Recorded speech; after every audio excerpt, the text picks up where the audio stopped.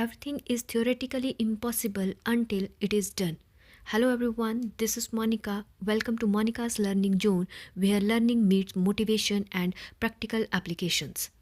In this video, we will discuss about the laboratory materials, जिसमें कि हम laboratory material के meaning, planning of science lab और importance of laboratory के बारे में डिटेल में डिस्कस करेंगे. चलिए स्टार्ट करते हैं. First of all, what is a laboratory and laboratory material? तो laboratory is a room or building that is used for scientific research, testing, experiments for teaching of science. तो laboratory क्या हुई? एक ऐसा रूम, एक ऐसी बिल्डिंग जहाँ पे साइंस को पढ़ाने के लिए हम क्या करते हैं, कुछ एक्सपेरिमेंट करते हैं, कुछ टेस्ट करते हैं. The various types of equipments used in a laboratory are known as the laboratory material. और जो equipments और जो apparatus हम use कर रहे हैं practical या experiment करने के लिए, उन्हें क्या कहा? Laboratory materials.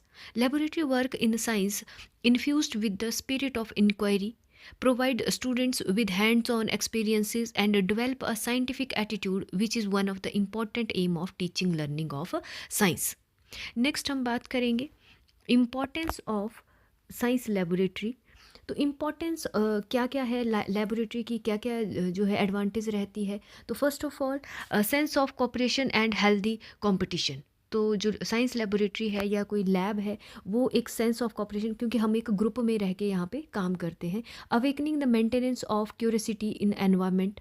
क्यूरियोसिटी को जो है इनक्रीज़ करता है, एनहांस करता है. Learning by doing. देखिए जो थियोरेटिकल पार्ट है उसको हम कैसे करते हैं, एक्सपेरिमेंट्स करते हैं, hand on experience, learning by doing. Next है स्टिमुलेटिंग इफेक्ट, परमानेंट इम्प्रेशन. जब हम कोई भी चीज़ जो है लर्निंग बाय डूइंग से कर रहे हैं, कोई हाथ से काम कर रहे हैं, वो जो लर्निंग होती है वो परमानेंट होती है एंड लॉन्ग लास्टिंग होती है. नेक्स्ट है फॉर्मेशन ऑफ गुड हैबिट्स. तो गुड हैबिट्स की फॉर्मेशन होती है. Training in scientific method. तो इसे scientific methods means systematic way से हम सारी चीज़ें सीखते हैं. और नेक्स्ट है training for adjustment in modern life.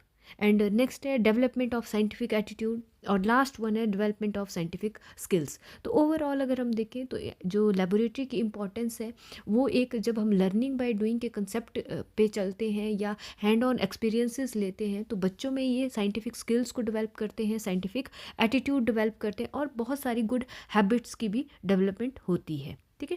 Next हम बात करेंगे प्लानिंग ऑफ साइंस लैब. तो साइंस लैब की जो प्लानिंग है वो किस तरह से होगी. तो on the basis of report of science education in secondary schools committee, government of India 1964 suggested following factors. कि कौन कौन सी चीज़ें हमें ध्यान में रखनी है जब हम एक साइंस लैब के लिए प्लान कर रहे हैं. तो first, the number of students working at a time. कि एक टाइम में कितने बच्चे काम करेंगे.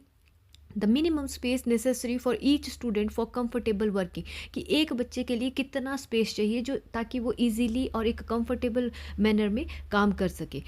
Number of science teachers in school. कि साइंस टीचर कितने होंगे स्कूल में. Useful for the middle as well as for higher classes. कि सब के लिए जो है ये यूज़फुल हो. और सजेशन बाय जी सेविज इन 1964, उन्होंने क्या सजेशन किया था कि लीनियर बेंच स्पेस होना चाहिए और सर्कुलेशन स्पेस प्रॉपर होना चाहिए. Storage of apparatus. की एपरेटस जो है या आपके इक्विपमेंट्स हैं, चाहे आपके केमिकल्स हैं, उनकी स्टोरेज जो है वो प्रॉपर होनी चाहिए.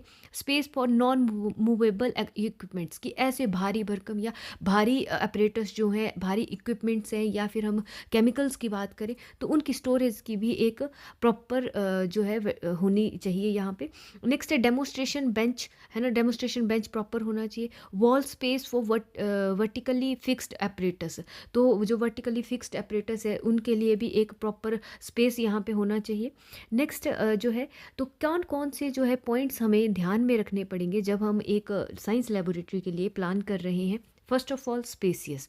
जो साइंस लैब है वो स्पेसियस होनी चाहिए. Freedom of movement. की सब के लिए, चाहे टीचर है चाहे स्टूडेंट्स की प्रॉपर फ्रीडम जो होनी चाहिए मूवमेंट की. नेक्स्ट है अवॉइड फिक्स्ड बेंचेस. कि फिक्स बेंच नहीं लगाओ, कोशिश ये रहे कि मूवेबल रहे. नेक्स्ट है should be located on ground floor. की लेबोरेटरी जो है मस्ट बी और should be located on ground floor. Access to natural light. और demonstration table at suitable distance.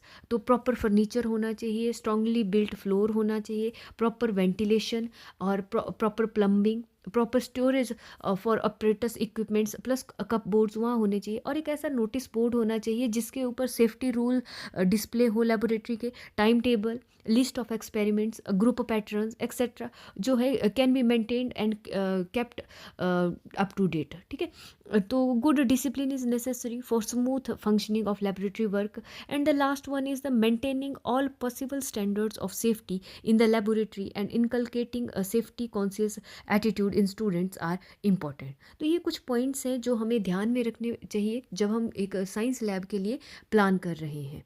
That's all for today. Thank you for watching. Stay connected for more insights. Bye bye, take care and keep learning with Monica's Learning Zone. Thank you.